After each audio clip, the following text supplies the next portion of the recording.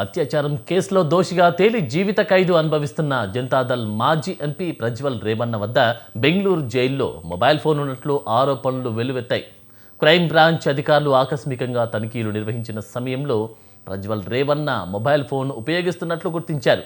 దీనిపై crime branch case నమోదు చేసి దర్యాప్తు చేపట్టింది. జైల్లోకి రేవన్నకు మొబైల్ ఫోన్ ఎలా వచ్చింది, ఎలా చేరిందనే విషయంపై అధికారులు ఆరా తీస్తున్నారు.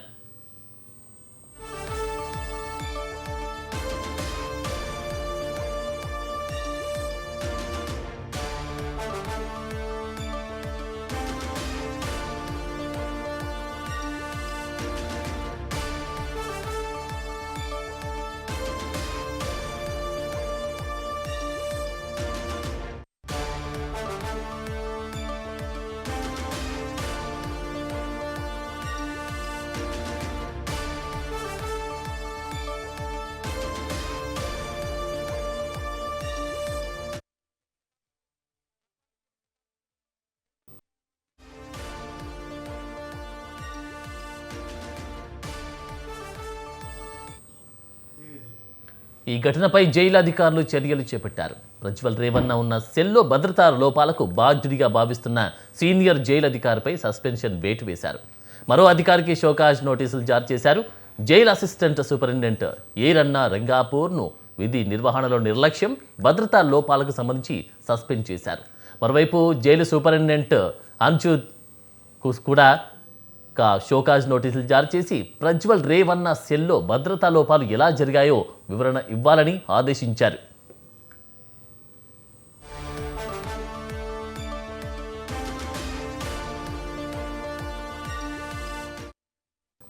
మాజీ ప్రధాని హెచ్డి దేవేగౌడ మనవడు, కేంద్ర మంత్రి హెచ్డి కుమారస్వామి మేనలుడైన ప్రజ్వల్ రేవన్నకు అత్యాచారం, బెదిరింపుల కేసులో గత ఏడాది కోర్టు జీవిత ఖైదు విధించింది. 48 ఏళ్ల మహిళపై జరిగిన లైంగిక దాడిని వీడియో తీసి దాన్ని బయటపెడతానంటూ బెదిరించిన ఈ కేసులోనూ ఆయన దోషిగా తేలారు.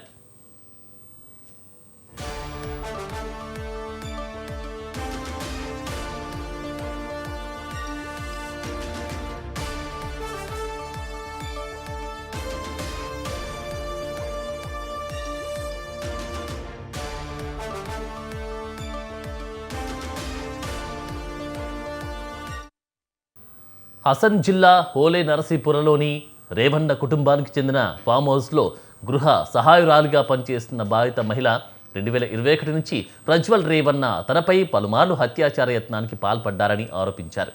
అత్యాచారాన్ని వీడియో తీసి చిత్రీకరించి విషయం ఎవరికైనా చెబితే ఆ వీడియోలను విడుదల చేస్తానంటూ బెదిరించినట్లు ఆమె ఫిర్యాదులో పేర్కొన్నారు.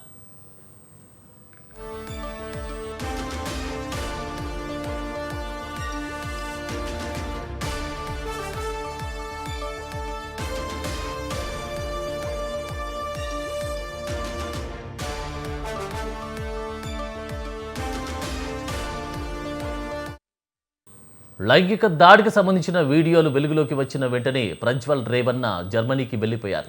ఆ తర్వాత జనతాదళ్ ఆయనను పార్టీ నుంచి సస్పెండ్ చేసింది. 2024 లోక్సభ ఎన్నికల్లో ఆయన ఓటమి పాలయ్యారు. జర్మనీ నుంచి తిరిగి వచ్చిన అనంతరం ఆయనను పోలీసులు అరెస్టు చేశారు.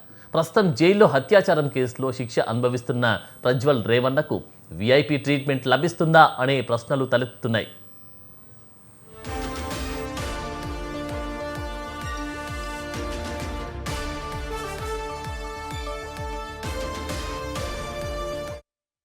బెంగళూరు సెంట్రల్ జైల్లో వీఐపీ ఖైదీలకు ప్రత్యేక సౌకర్యాలు కల్పిస్తున్నారు అనే ఆరోపణలపై ఈ ఘటన మరోసారి చర్చకు తెరలేపింది.